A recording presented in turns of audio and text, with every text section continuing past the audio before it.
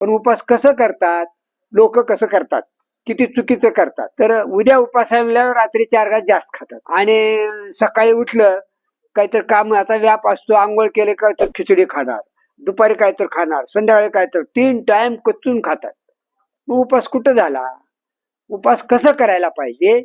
तर आपण निरंकार उपास करणं शक्य नाही, कारण कामाचा व्याप असतो, धावपळ असते, चक्कर येऊ शकते. म्हणून आपण उपास कसं करायचा, तर रसाहार, ताक प्या, नारळ पाणी प्या, उसाचा रस प्या आणि खपलंच नाही तर मग एखादं सफरचंद खा. काही बी 100 ग्राम एका वेळेला फळ खायचे आणि संध्याकाळी पातळ खिचडी म्हणा, काहीतरी आपल्याला जे झेपल ते. आपल्या बाजारात राजगिऱ्याचे लाडू मिळतात.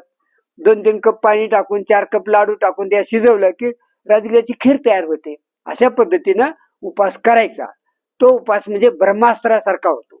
असलेले आजार निघून जातील आणि आजारी पडू नये म्हणून असा उपचार करायचा आणि आजार असेल त्यांनी सुद्धा असा उपचार करायचा. आपल्याला घरच्या घरी सुद्धा आपल्या रोगावर नियंत्रण करता येतं. धन्यवाद.